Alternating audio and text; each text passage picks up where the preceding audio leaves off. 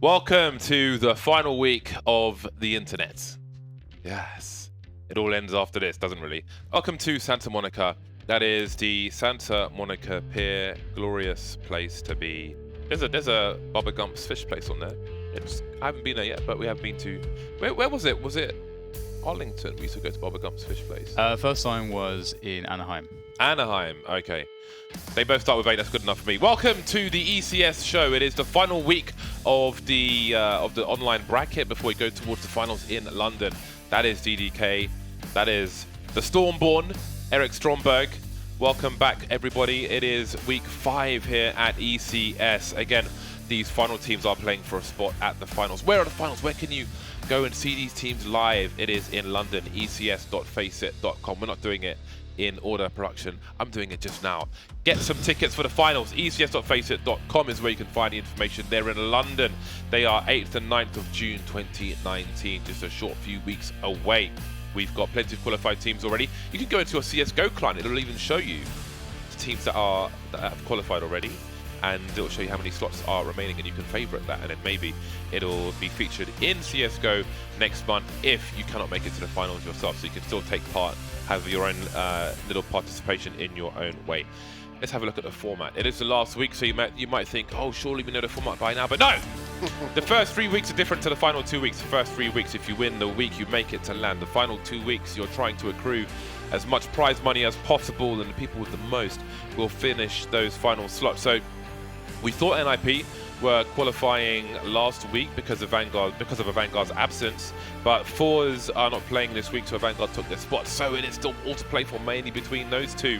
We can have a look at the bracket and see how this is going to go. So we can see Avangar are in the top and NIP are in the bottom part of the bracket. So they may be facing each other in the finals, but who knows? I mean, it's a pretty tough bracket, I would say, especially for Avangar. They've got Mousesports to play with. And then if they beat that test, they've got the Fnatic and Virtus Pro. So I think it's quite the gauntlet for them in this bracket. What do you guys think? It's not easy.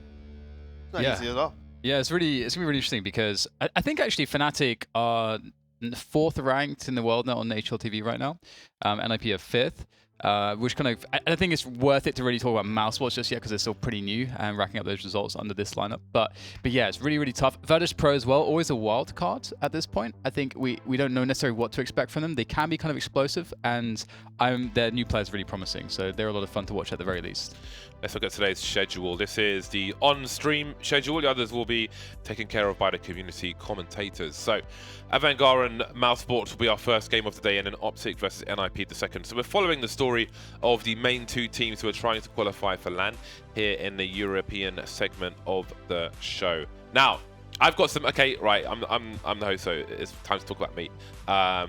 We need Bard off cam because I got some new stuff. I think it's pretty cool. It's kind of nerdy. Actually, I forgot some of it in my drawer, but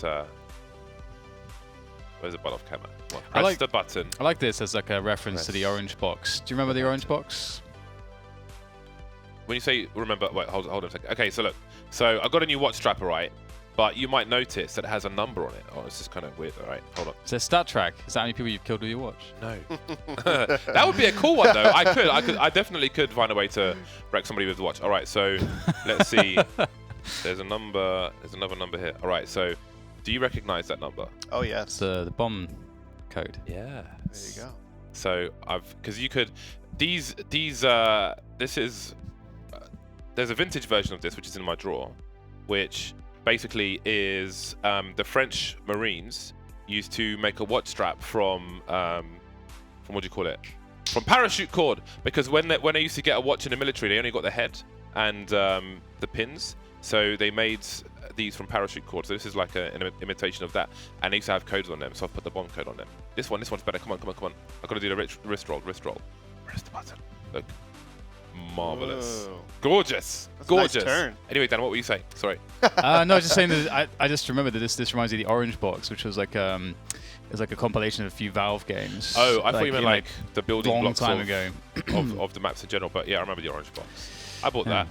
I got TF2 with that. I Right, have 500 hours in TF2. Bet you didn't know that.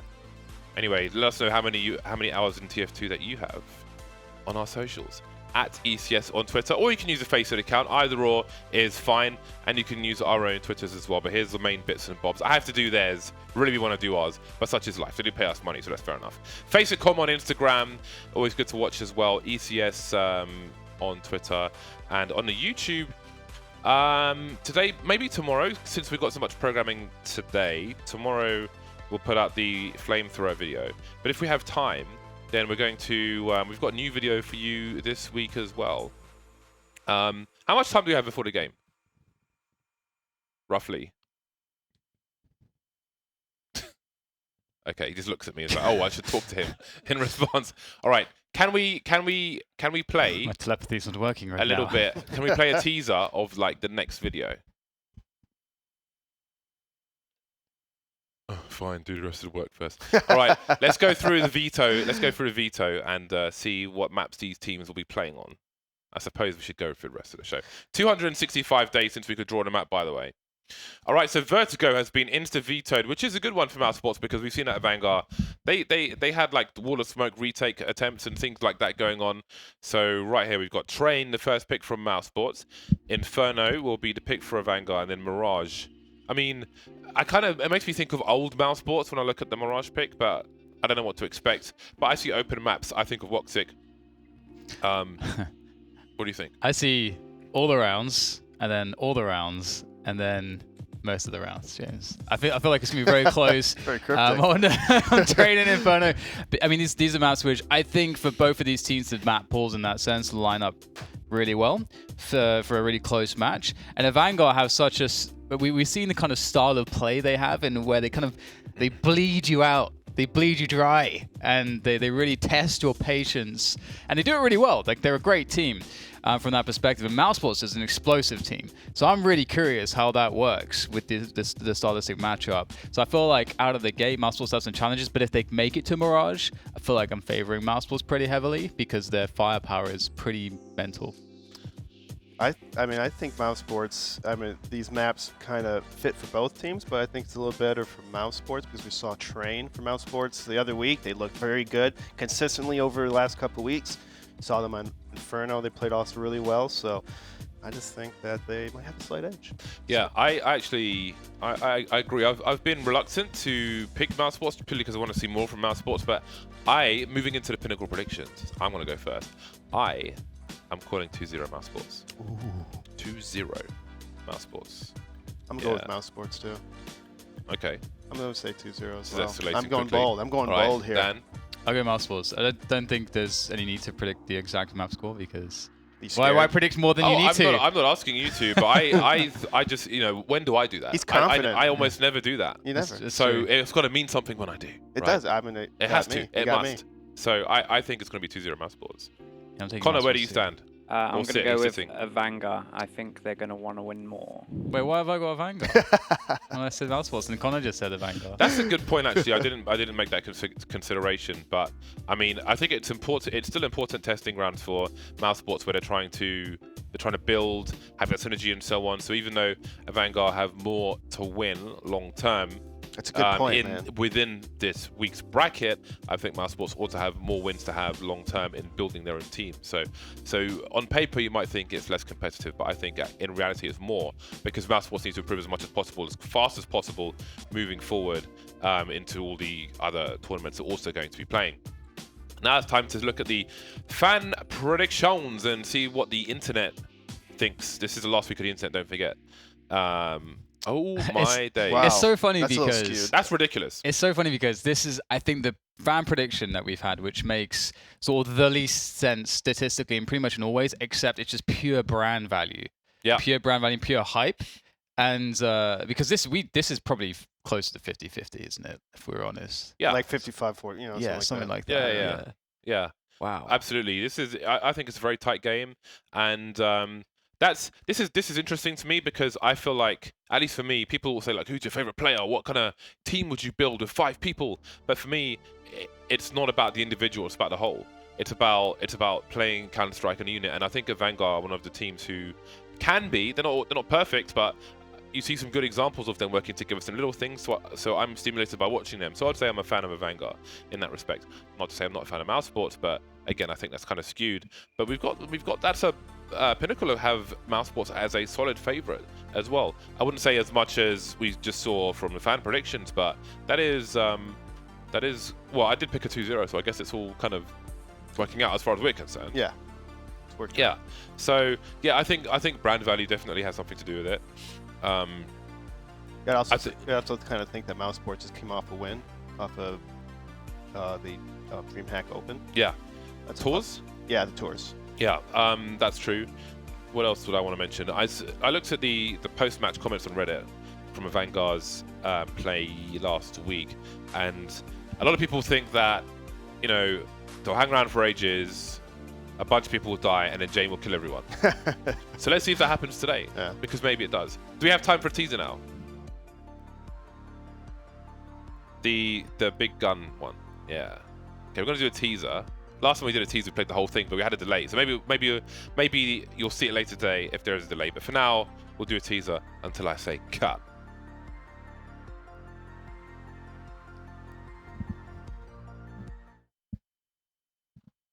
We're in Uvalde, Texas at Drive Tanks. Welcome to What Not to Put in CSGO.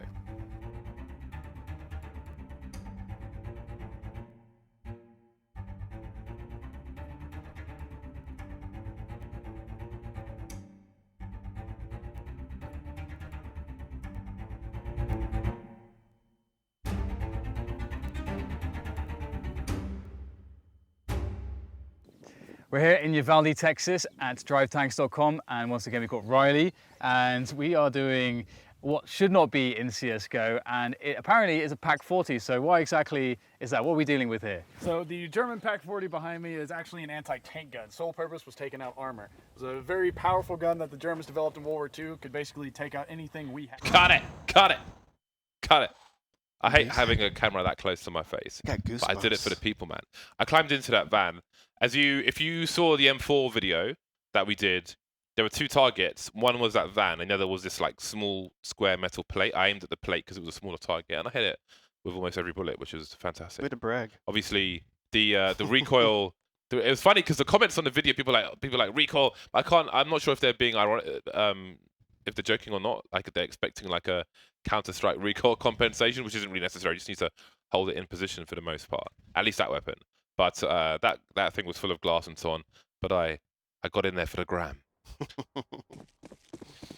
Right, here we go. We've got Avangar on the CT side, Mousesports on the T side, and looking pretty standard here. Set of nades for Carrigan and Chris J, and everybody else with Kevlar, the P250 for Rops, P250 Kevlar.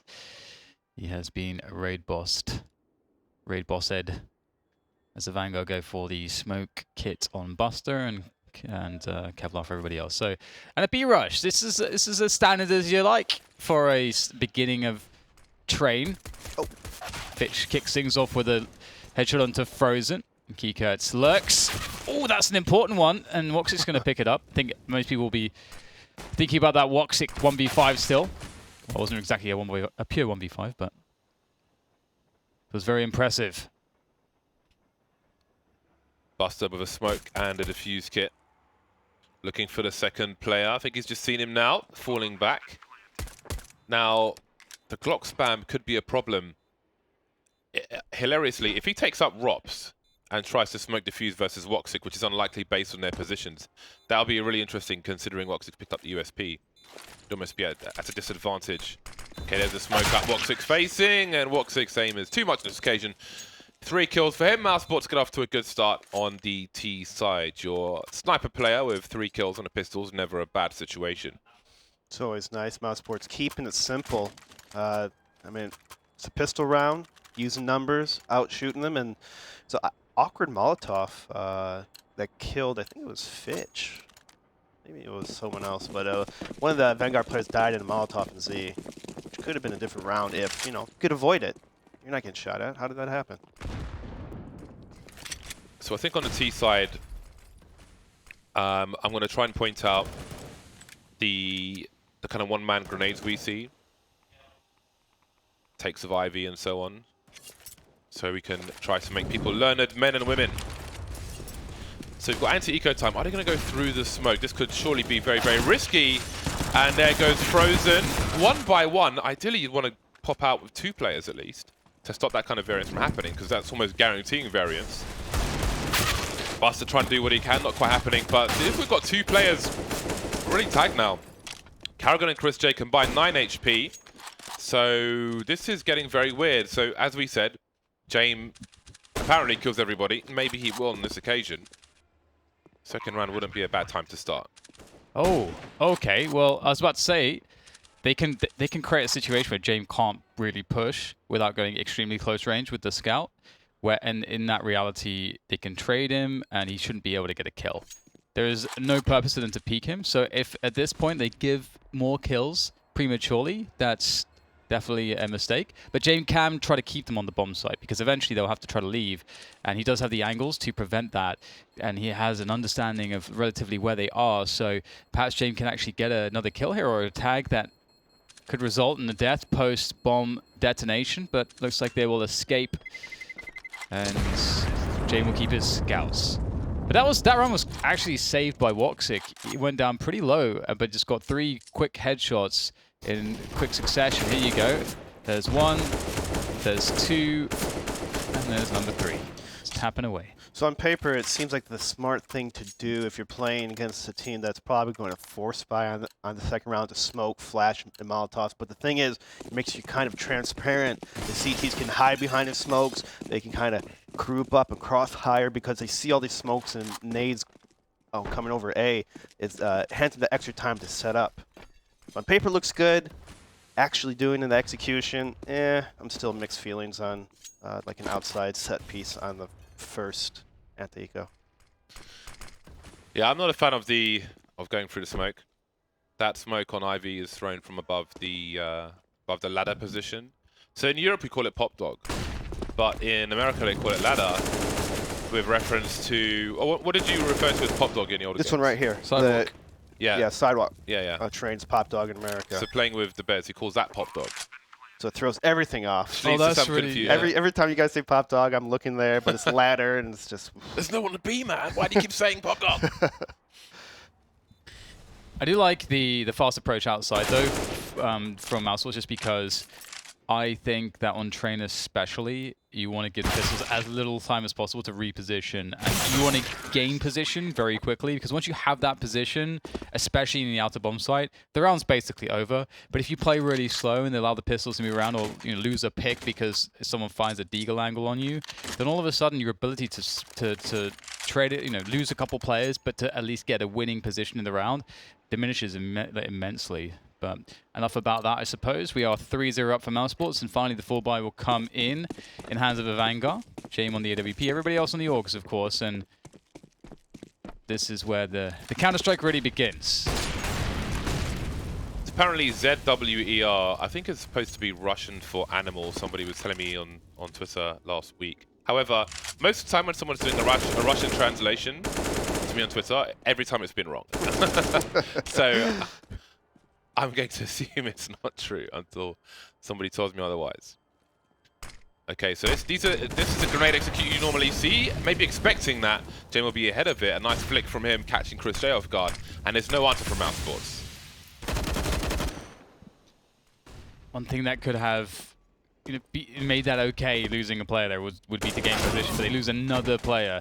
So their every attempt so far to gain position has resulted in death here for Mousesports, which is the absolute worst case. And they need something huge now from Woxic and Frozen, but perhaps they're the two to do it. Woxic on the AWP. He's such an exciting player to watch, just because the way that he aims is so crazy. His sends is so insanely high. I don't think there's anyone who's remotely close to Woxic's sense. Like, remotely close to it. And he's left-handed. And he's left-handed as well. It's ridiculous. Still trying to find the head, but they haven't done too much damage. You can see the Ivy position. I think James, oh no, it's Buster there, hasn't been picking too much. As soon as Woxic is gone, then he'll be more aggressive. Not giving the picks away. They've got plenty of map control, 5 people alive. So, Until he lost one so eventually. Mousesports kind of mistimed their Ivy take there. They tossed their smokes and utility a piece a little too late, and they got picked off and punished. And then the smoke itself was a little botched, providing a little gap. And so 2 kills off the bat, off a strat that's designed to push you back and kind of buy time for the people outside to kind of pinch, as Dan was saying. If you go towards Ivy, you must know those 2 grenades as a T player. The smoke and the Molotov. You'll see them on stream a lot, but I don't think people pay attention to them too much. So again, I'll point them out once we see them. So from up here, you can throw a walking grenade to connector. But you're not going to be allowed to walk into the B bomb site if James is alive. Fitch will be taken out by Rops, and one player's made his way to the site itself. Kika avoiding the flashbang, seeing Frozen, putting on 1 HP. He's surely got so much advantage, and that will make it even better. Now Rops is the only man on the B bomb site. That leaves Chris J to try and lurk his way in. Can he collect the bomb? Looking for these players to advance their position. Note how they're still being disciplined at Vanguard. They're not just charging through, taking things for granted. They don't know entirely where Chris J is. So they will wait. Kika spotted the information. That's a beautiful tap from Chris J. He's got 40 seconds. Now, they know that he's not going up the ramp again. There is a Molotov on James, but he's got an AWP, so he's probably holding his angle for now. Tag, and it'll be finished off. There is no plant for Chris J. That's pretty solid from a Vanguard, and a great discipline towards the end as well. A very solid CT side. James getting a free pick on that lower bomb side. Mousesports kind of a little sloppy on their inside take. The pop flash is over, was a little late, and I think whoever went first just got picked off, just without a chance. No hope. So pretty even starts so far. Mousesports on a save. And the objective, considering that they have only a flash, is to somehow find damage. And because they don't really have firepower, then one way they would do that is by playing the round very slowly to try to force out utility from the opponents at least and try to burn away some of their money that way. Although it does look like they may not be playing all too slow because they're all gearing up here towards an inner rush. And with the single flashbang, considering how far away Keycut is, a bomb plant might be a possibility here, as it can often be on Train. You can see Keycut is respecting the fact that, hey, maybe it's a half by this round. Maybe there's going to be some pistols, and if they rush, we're happy to give up the bomb plant as long as we don't lose guns ourselves. And that's typically the ethos on the CT side of Train. Protect your economy, prioritize your economy above all things.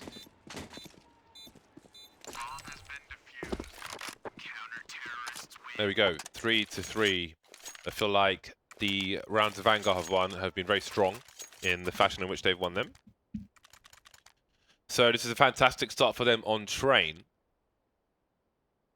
Plenty of utility for both sides. No AWP for Mousesports on this particular round.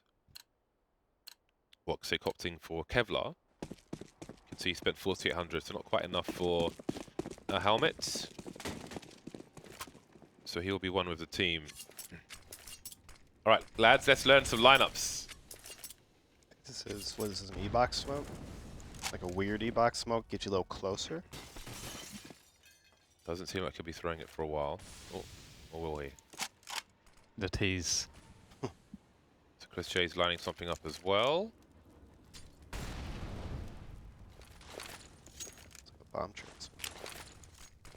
Okay, wall of smoke. I like the flash above ladder to allow the T's to make their way out into the welcoming arms of Sanji with a 2K. Make it 3 with the Molotov. The posthumous Molotov kill. Oh, 4. That leaves 4? I didn't even see the 4th one. Yeah, same. Another one tap from Chris J.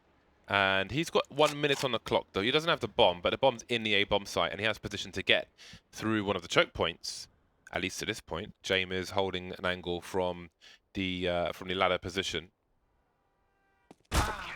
There we go. Good position to know as well. If you're brazen enough to come out of the ladder area, you can see a CT standing around Ivy in a lot of cases. But there we are. And a smoke execute from Mousesports, but Sanji said no. One thing that I haven't seen too much of Mousesports do in the past couple weeks are throw many fakes in general. I want to see if they're able to bring that about. Avangar seems like more of a team that would play together, fall back, play kind of a passive kind of just approach to the game. So I'm thinking that maybe fakes could really outposition Avangar. I don't see if Kara can bring it out.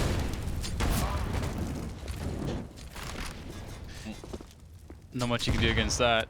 It's bombardment of grenades. Now they're stuck in Ivy. They've neatly organized themselves to all be annihilated by Avangar. Easy.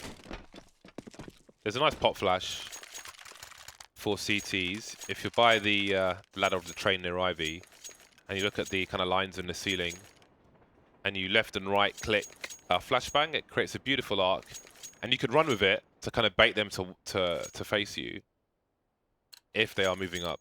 I've got a video of Nico doing it on Tinternet in the usual place.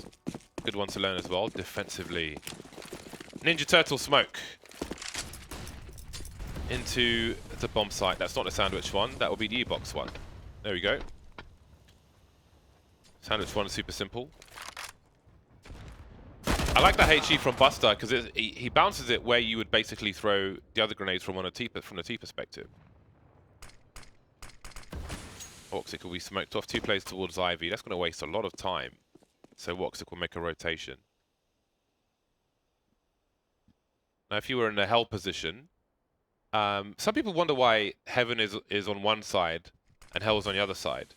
Like Hell is this right corner. It's because on older versions of the game, there was a ladder there as well. Yep.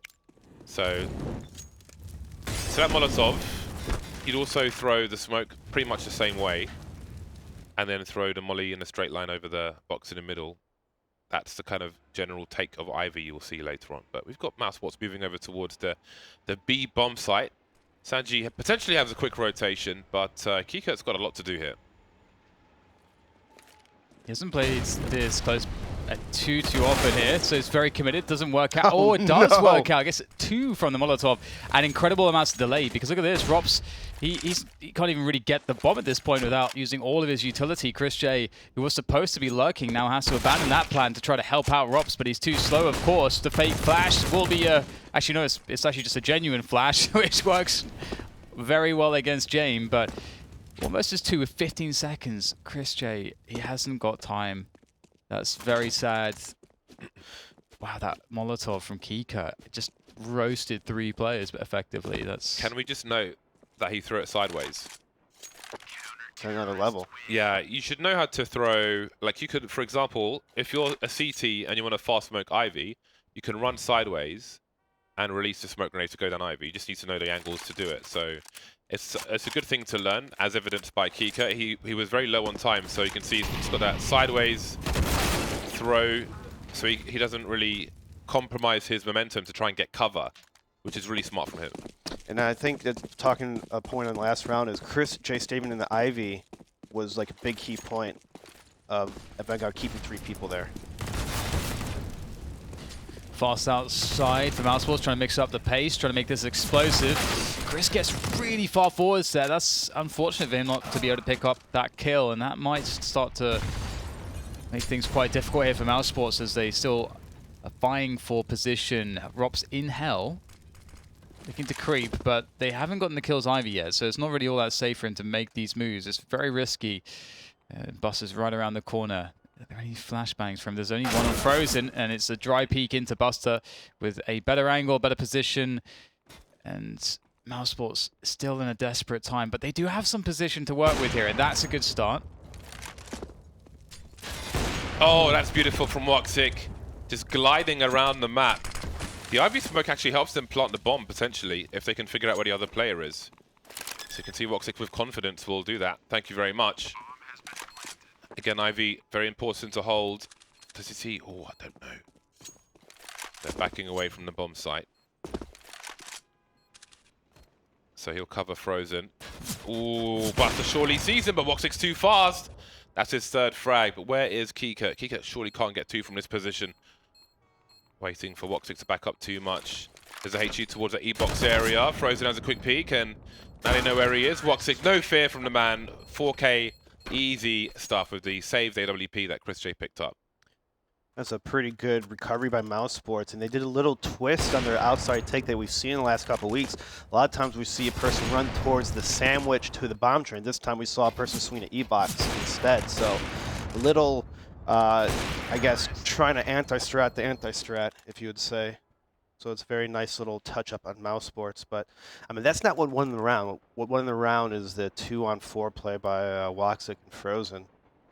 It also shows you the power again, as I was talking about earlier, like getting into position on Train. That's really, I mean, it's effectively what it's about on every single map, getting into a good position. But Train, you need to kind of go quite deep, and it can be quite difficult to defeat the resistance you find on those choke points, such as T-Main, Pop Dog, Ivy.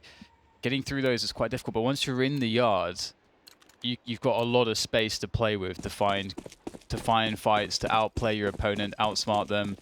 And we can see Woxic there, unleashed.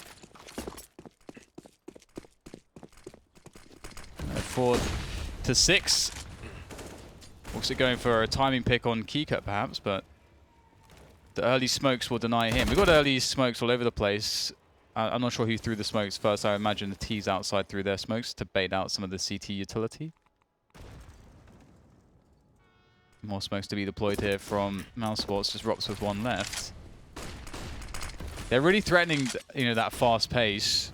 So Avangar have burned a lot of their grenades very early on here. And now Mousesports might slow this right down to really capitalize on that. One smoke for Mousesports. It will be quite the battle. Chris J just waiting. Fitch starting to move forward. Might have good cover from that flashbang, which is being lined up. If he went deep into the corner, Chris J would be able to see him, so he stops at a good position. Ready for the second duel, but won't win it. Sanji having a quick look up the ladder. Frozen will die, completely exposed. 2 players remain for Mousesports, still in the choke point of the ladder position. Avangar not peeking too much. Off angles being held again. They've got the bomb site. They don't need to fight too much because Mousesports needs to plant the bomb. Ultimately, that is the situation. And Rops is left with not much to do but to walk away. Doesn't look like an AWP will be saved on this occasion. He'll go to the showers for cover. Inspecting the taps. Probably rusted and stuck by now. 7th round on the board for Avangar. Again, they're going to survive with 4 players. And Mousesports' loss bonus is not spectacular just yet. So this is a good spot for Avangar. Yeah, they've always getting the first pick against Mousesports. I actually like the way Mousesports is working the map, smoking lower, making noise, trying to keep Avangar on their toes and always second guess. Fortunate part for Mousesports is that Chris J was kind of in the spot to pick off that Olaf guy in middle. Just got completely outshot, and then Frozen kind of in a weird spot where he's giving away his death too easily. Yeah, I felt that way as well. Like, you got to make it a little harder for these guys. These guys can aim. You can't just do, oh, I see him. Let me just keep going up here. Yeah, if you got going up the ladder's like really awesome when there's a lot of stuff going on, but if there's no other points of focus, you kind of pop up from the ladder and there's like some time in which you're unable to shoot. And so we saw that is very disadvantageous.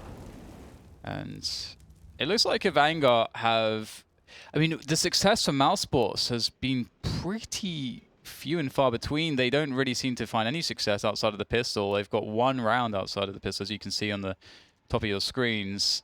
And that was with effectively a clutch. Like they pushed themselves into a position outside, but it was a 2 versus 4 for them. So Avangar still were outperforming them.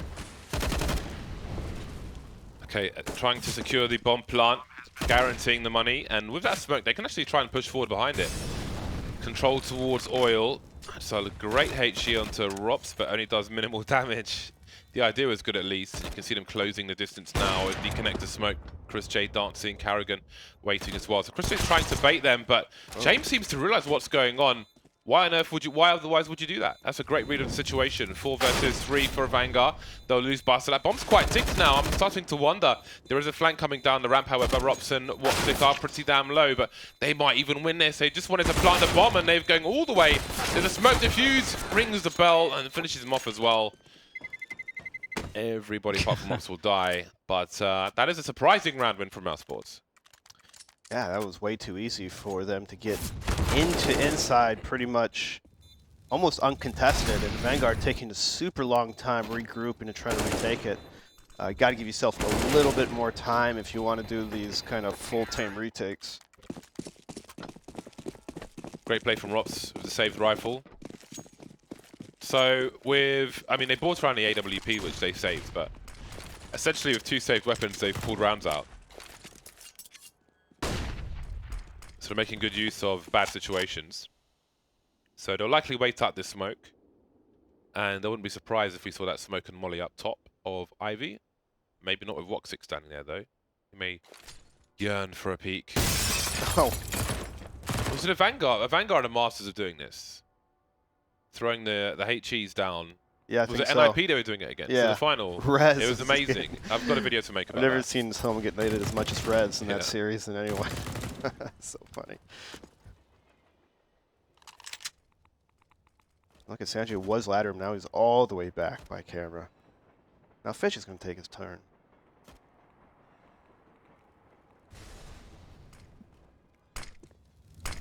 So T-Main and Ivy splits. I mean, they have a man in Pop Dog as well, so it's pretty ideal. But the defense from a Vanguard, they've really got a good setup to try to control this.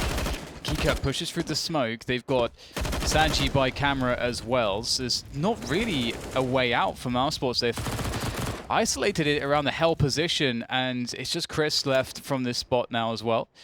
Still a man advantage for a Vanguard. Time is on their side as well, because that's going to start to speed things up. Desperation will set in now for Mousesports as Chris tries to find another frag, but the Krieg will not service him well, as instead it will now just be Rops with it all to do, and the bomb is too far away for him to even retrieve and plant at this point. So a disappointing ends, another disappointing end to a round, which could have been more, but I like Vanguard, great defense. Mousesports was actually had the position on a Vanguard, but Chris J and the Ivy let Keykert kind of sneak past the smoke and get a kill on its teammate. So a little sloppiness from Mousesports, and Vanguard's taking care of it. As you said, their will to win, you know, might transcend them on paper. It was an interesting the smoke towards the Ivy position from above ladder, because normally you would smoke off the whole choke point, but they left the hell position open, and presumably for Mousesports to move in there from Ivy. That flash just lasting too long. Rops with a really cheeky peek, just running out of the AK like that versus James. It's suicide more often than not. They've got practically no utility. Chris J peeking early in the Molotov, which has become part of the meta. Trying to do what he can with the position. Now Woxic with a brutal headshot, and Kika is remaining 1 versus 3.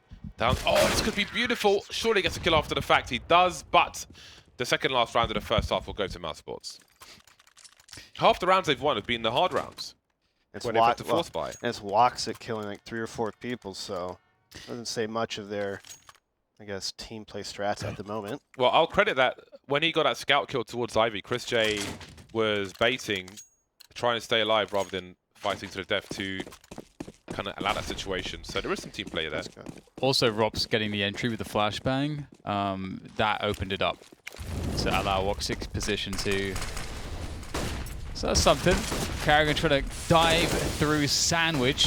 Perhaps to, I think he was aiming to go towards Hell, but he will get stopped in his tracks, forced to fight. Eventually he falls, and it's an absolute bloodbath here on the A-bomb side as kills are exchanged all over the place. Keycut dropping down out of the Pop Dog area to do some damage.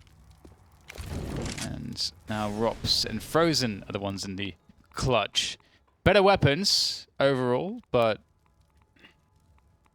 I think scouts will always be dangerous on a map like Train, and James the one who handles the scout that's active at the moment, so that might be problematic. Bomb going down as a cue to creep forwards, and Buster will find it. Unawares, Rops, and Frozen. That was a sitter. I would imagine he will be very disappointed missing that one, but Avangar, they look like a great team right now. I am loving how they're reading the game. Their responses to everything that Mousesports are doing is just really polished. Comfortable score for Avangar on the CT side, but the T side is the harder one. Let's see if Mousesports can do the same on their CT side, which is coming up very shortly after this break.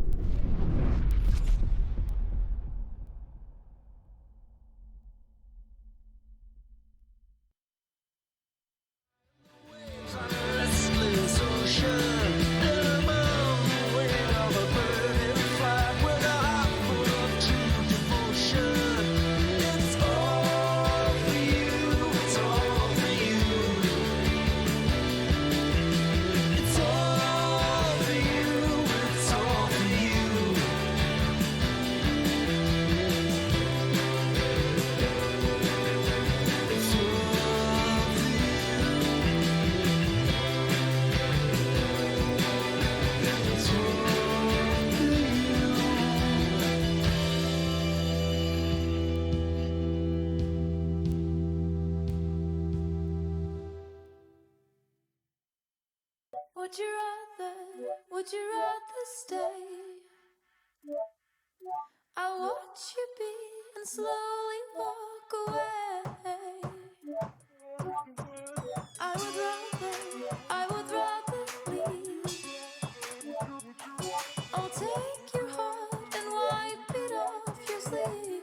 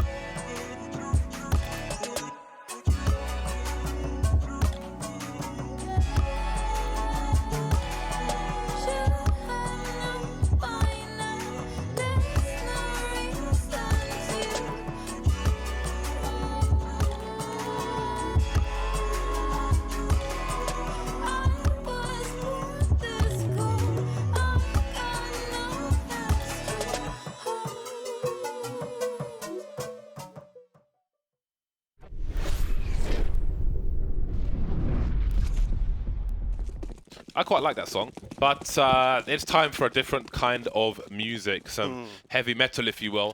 Avangar starting on the T side now in the second half. Kika with a smoke and a flash. Everybody else has got Kevlar. Now, is Sanji going to be lurking towards this IV position? Is he going to be a late rotator? Is it an A split? Seems that way with the bomb towards main. 2 players above ladder / B. 2 players in that main position. Kiket's got a P250.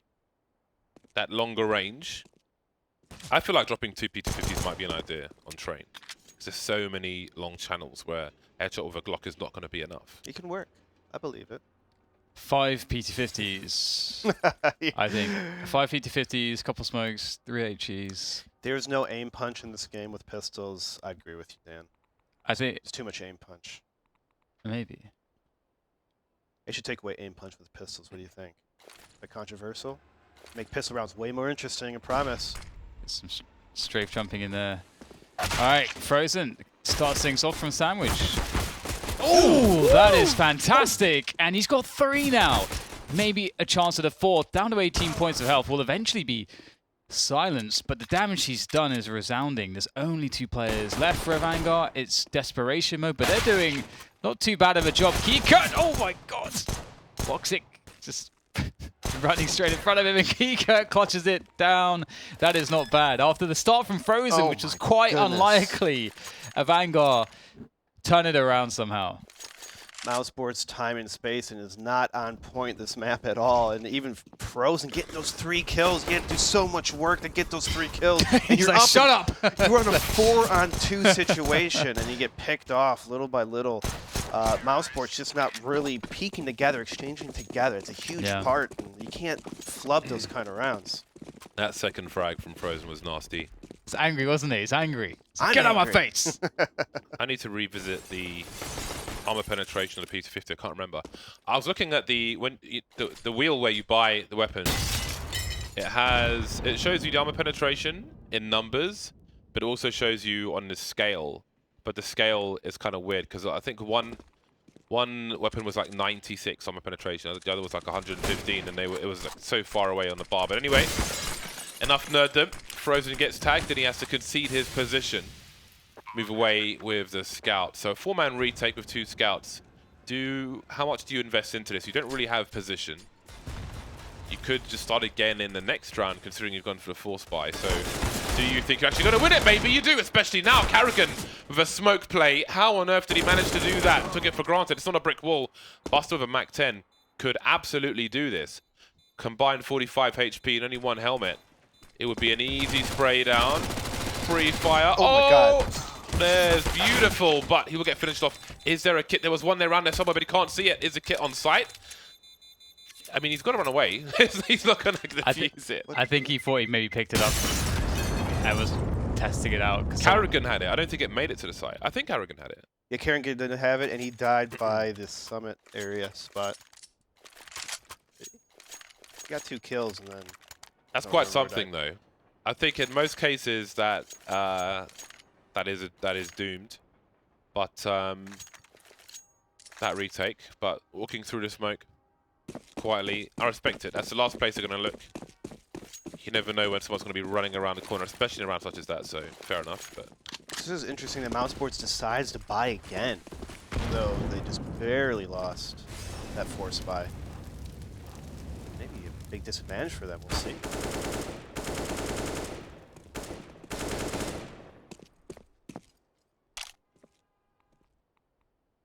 Slow progression here for Avangar as often we'll see, but James is cut from a different cloth. He's down deep in hell, and he's found himself a pick already. That's going to help his teammates get out into the side. You can see they're more confident now. He's like, come on, guys, let's go. Let's get in there. Let's get involved in this A-bomb site. But now they're so interesting. He was in hell, and now he's back in T-Con.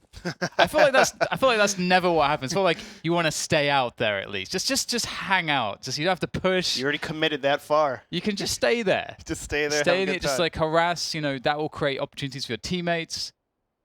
But I respect the fact that they're regrouping. I'm not sure I agree with it, but they're doing it, and let's see how it turns out.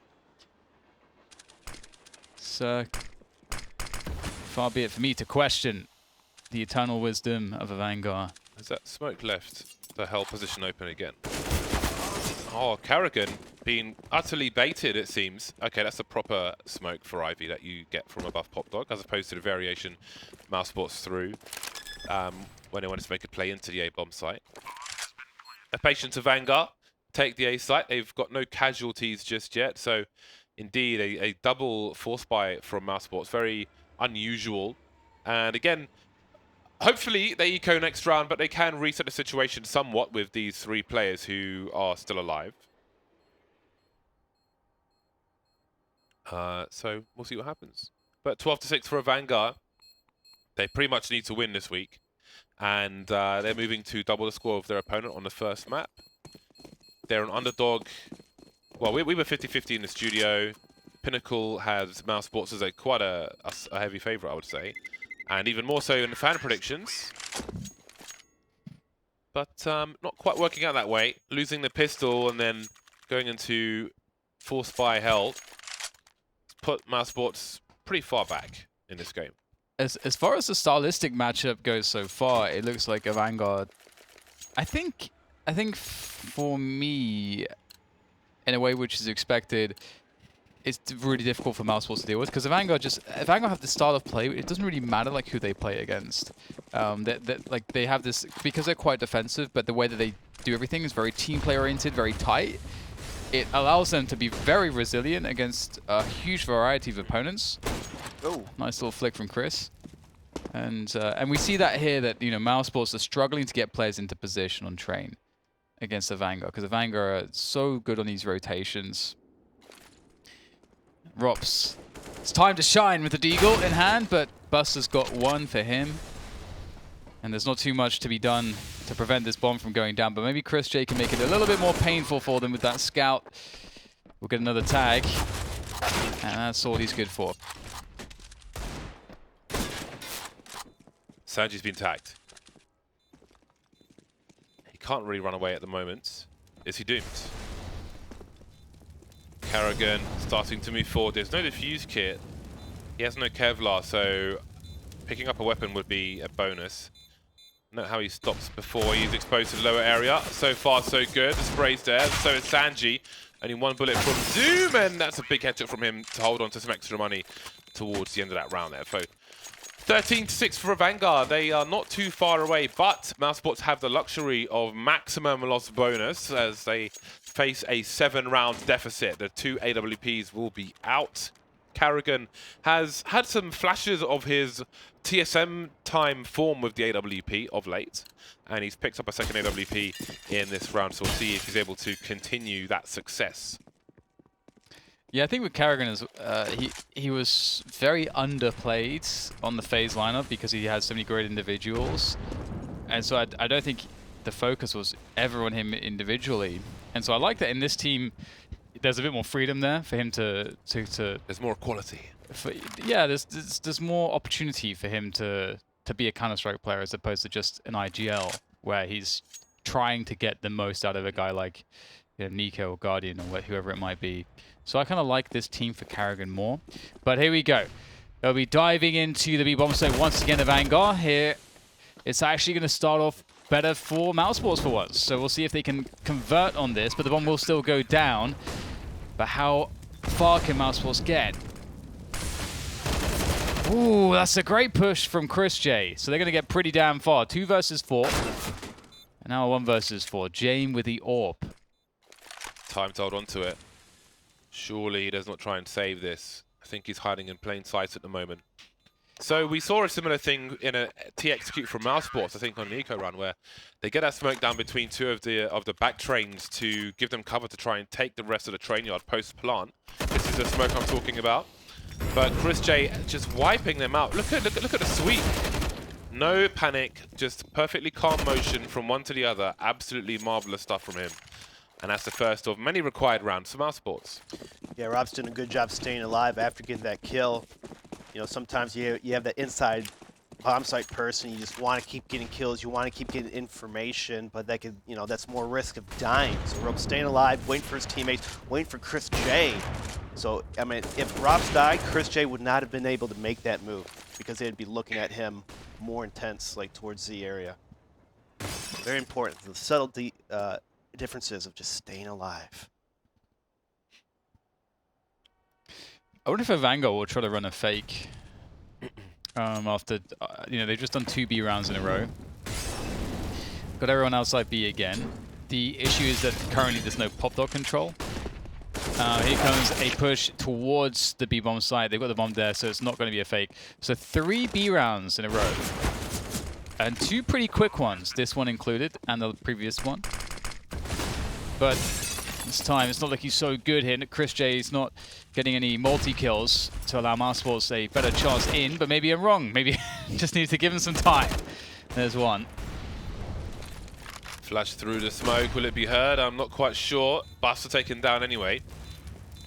Smoke defuse is possible, but Fitch on the bomb site is a problem. But they have too many man, Mousesports. Kika on the flank, but the bombs are planted for him.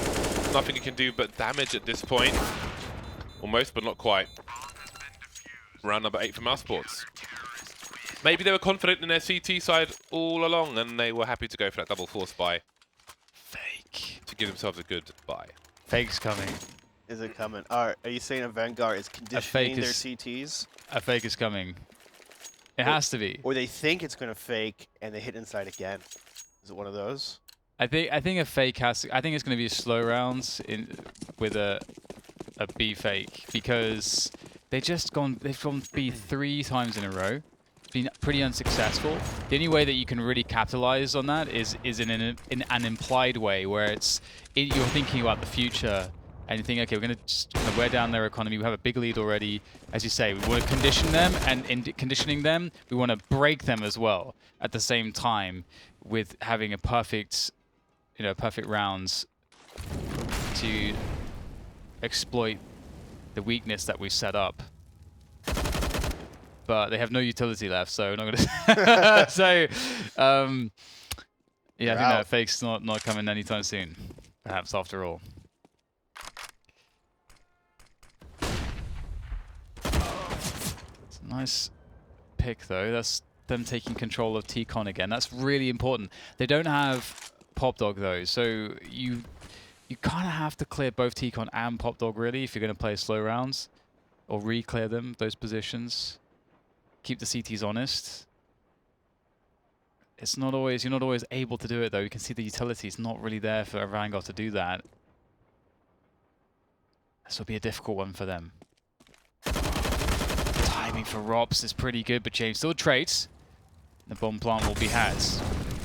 This will be a harder retake, potentially more taxing.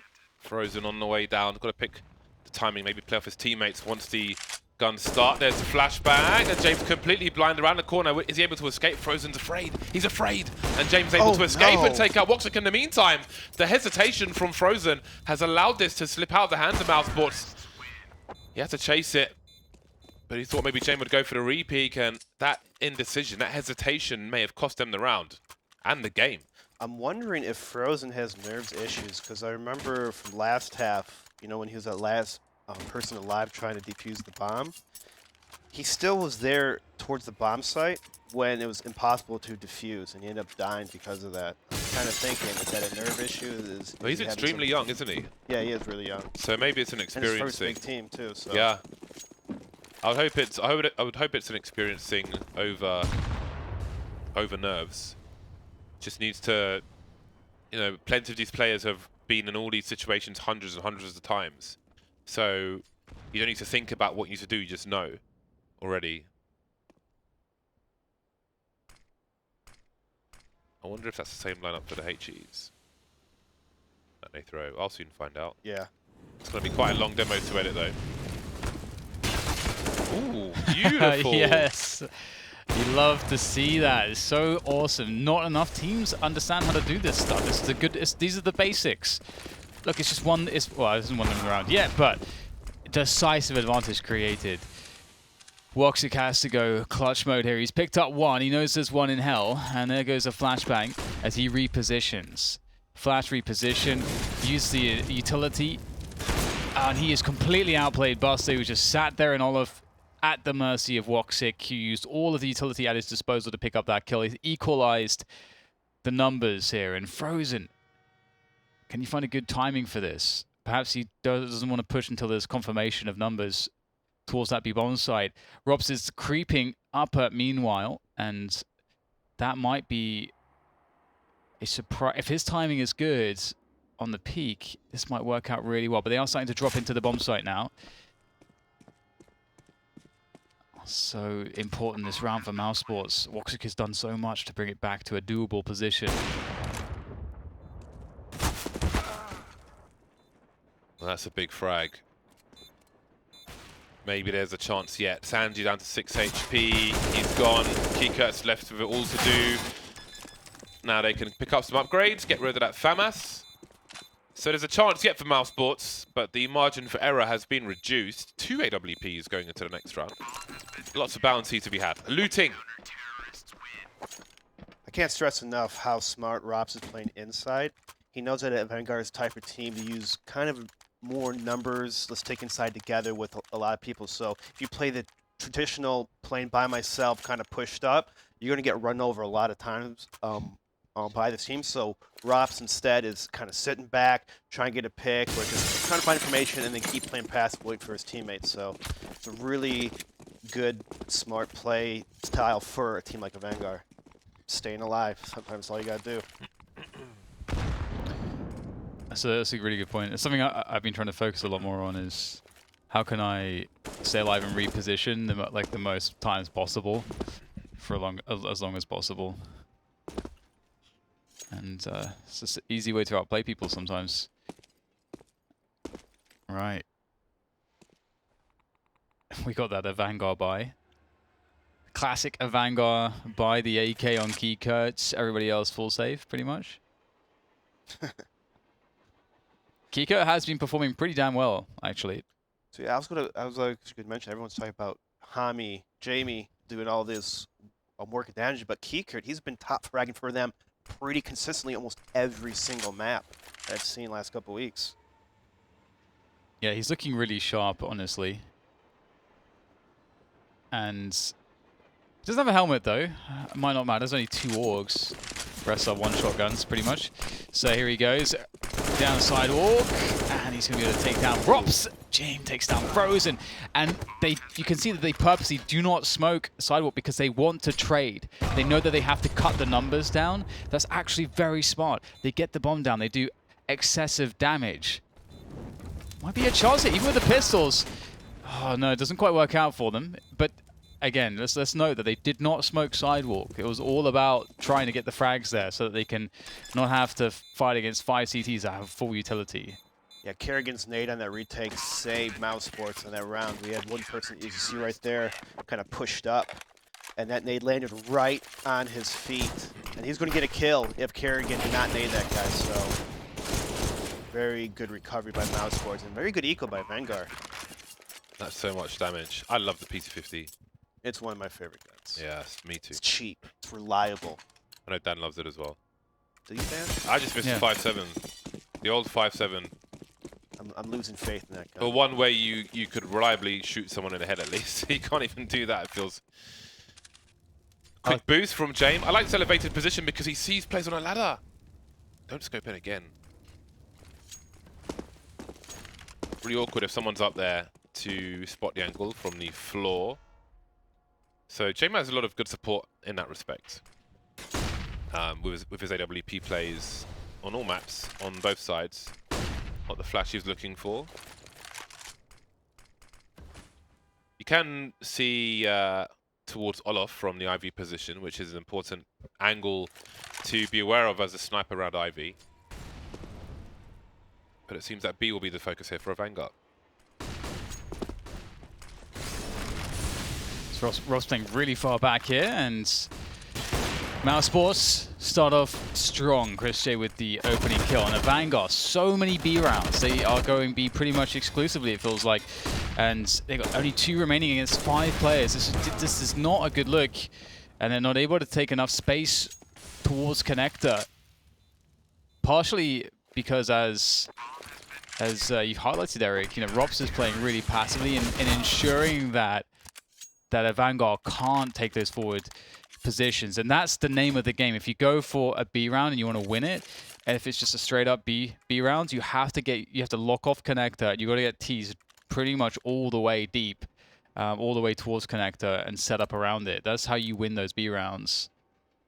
And I think if you see Rops play against a team that's probably more confident against, or maybe a lesser team, or if they're winning a lot, you probably see him play more traditional up close by spool, or maybe by the oil train or whatnot. It's interesting if you look at the top, all the diffuses.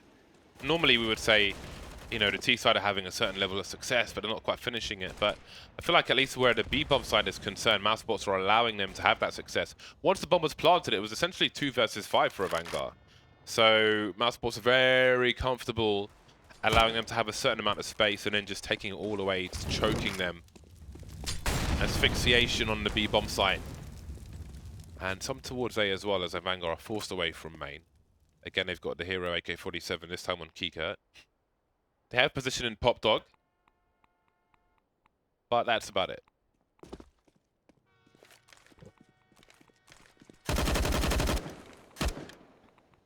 Easy first kill. And I do wonder if Avangar have sort of missed the trick. So we're talking, oh, well, okay, hang on. Hold the phone. Oh, hold the bloody phone. 3 versus 2, all of a sudden, out of nowhere, Avangar finding headshots all over the place, and that's created an opening for a bomb plot on B. And okay, a lot of the B rounds weren't really all that successful, but this one might be due to the lack of numbers here for Mousesports. They're very out of position. They've got no idea where some of these Ts could possibly be. Everything is potentially unsafe. A Deagle could be around any corner, and Frozen is going to have to just dive forwards quickly with Chris J. They don't have time to wait around. And that's a good start. Pressuring the bomb. Chris J with the cover. Where is the final play? Can Sanji get there in time? He's out of position.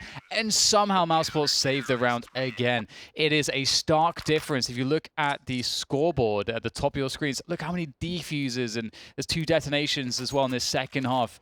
Avangar are managing to get the bomb down a lot because they're going B so much. Oh, beautiful Deagle shots. But again, Eric, I really feel like Avangar, they've missed a trick because the way that they're attacking B, it's just not been working. I feel like there is a lot of potential to throw a fake in based on the fact that they've just committed there so many times. And with Rops playing so passive, it's harder for him to spot a fake, Exactly. see a bunch of nades coming over, flashes, and then if he even spots a person, it might bait Mousesports into over-rotate, so it's a very good point. Comeback is real. The comeback is real. I've never been to Israel. Like Minute that flash. 20 on the clock. Indeed, that is one to learn. I can show you it Yeah, go for it. after the game. It's harder to tell you how to do it. Is that really good molly again? This time they don't have a peek from main, which isn't guaranteed necessarily. Oh, that is cheeky. So we saw the fake flash from Lecro recently where he hopped down. They did the same thing in the molly as well. So again, T sides often standing in the end of a molly just to kind of throw people off the timing. But anyway, Mousesports still holding map control. Sanji moving up the IV position as Buster tries to make a play in towards the B bomb site. So it seems like gambling is being done now by Avangar as they're getting cut to pieces. And again, it's James left as the last man standing. Would you have it any other way? 38 seconds though. I think he'll just be saving. It's a save. So we see Avangar going into their slump that sometimes we see them fall into. They're up almost towards match point. They slow down. They try all these kind of strats, and there's like these really slow strats, and it doesn't work. It's like they're not getting map position. They're not getting the picks that they need to get picks. And well, this is one of the interesting things to me as well because they haven't run that many sort of strict defaults and slower rounds through the defaults and then developing it into something. A lot of the rounds were sort of, I mean, they had a lot of fast B rushes and a lot of rounds where they didn't really default in the classic sense, but they do end up just going for a B push, maybe at a mid-round timing. Happened so many times, and it feels like they didn't abuse that fact. Like we're talking about the fakes, because when you're doing defaults, one of the points of it is that you obscure what you're doing, and it makes it very difficult for the CTs to read. If you don't play that style, you play this more of like this Navi style on certain maps at least, where you're really focusing on conditioning your opponents. Fakes become very powerful, and they haven't really shown that, and they just keep going for these B plays that Mousesports are consistently ready for. Look at this beautiful setup. You talked about playing aggression. They do it with 3 players here because they know that proclivity that Avangar have to really push that hard with many players, or otherwise play slow, so they don't get Mousesports do not get punished for that. very good call at Mousesports. Yeah, that's an awesome setup. And now Avangar, they fall back, they're giving Chris J all this room to look at Brown Halls. But Jamie's too smart. He's like, nah, you're not going to get this. The right eye peak. The right eye peek. Right eye peak. All of its glory. What a comeback from Mousesports. Rops suddenly in one of the more common positions, and he's heard the scope up top. And you can see on the radar people slowly gravitating towards the B bomb site. But you can see them coming out of Pop Dog, coming out of the ladder room of Avangar, and getting taken out once again. So not quite a full rotation from Mousesports, just slowly gravitating. Bomb being planted, and that will be denied. 14 apiece. Yeah, and that was an interesting round because Mousesports had that great setup, and that one setup impacted the round so enormously because even though Avangar eventually got the pick onto Chris J at the end of upper, they were already sort of conditioned, or not conditioned, they were already sort of encouraged to go towards A, and Mousesports had a good setup for that. And Avangar didn't have that much left in the way of utility in the rounds. They're kind of just walking out into these superior defensive positions.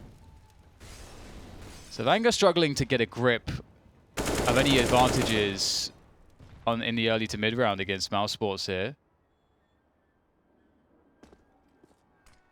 And this might be one of the last chances they have, or last best chances.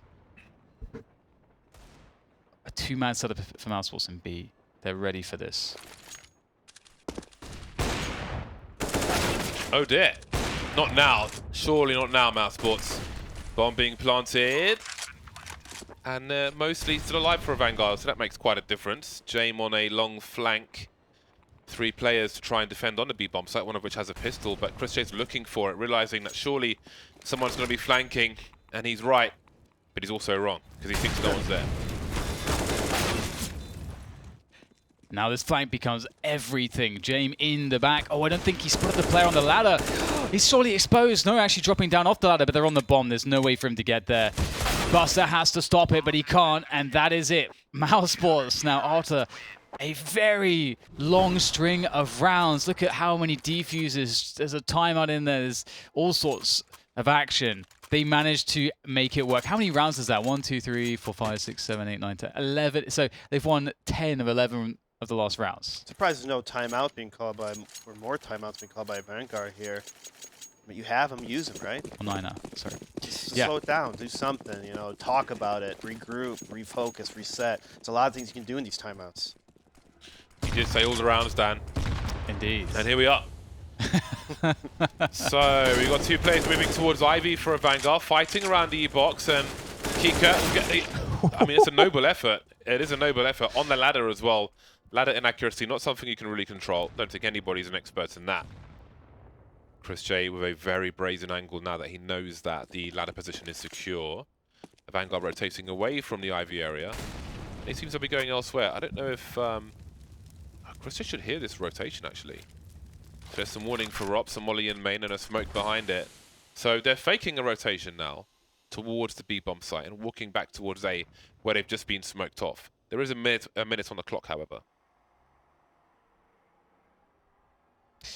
Mousesports do have 2 players in B, but because they've got Frozen there and Pop Dog as well, I think they're pretty comfortable here. Frozen can offer a pretty important backstab, and Mousesports have 2 players defensive on the bomb train. So Mousesports' position is pretty good, but Avangar are getting into 4 positions themselves, and it comes down to the headshots, of which Fitch is delivering very nicely. And there's that flank I was talking about. It's very difficult when there's a guy alive in Pop Dog. You got to try to get a smoke in there. We see that smoke finally, but it's just Sanji left alive, who barely is able to get that frag onto Frozen, but he's already been tagged down to 20 HP.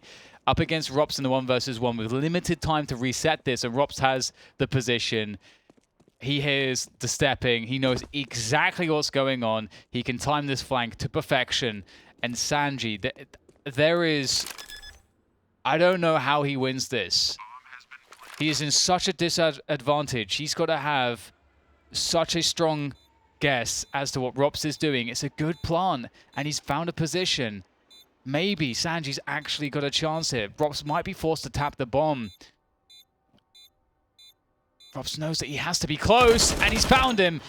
And there it is. Mousesports are going to pick up the map, and you wouldn't have expected that if you saw how this first half started, how Avangar looked so strong on their CT side.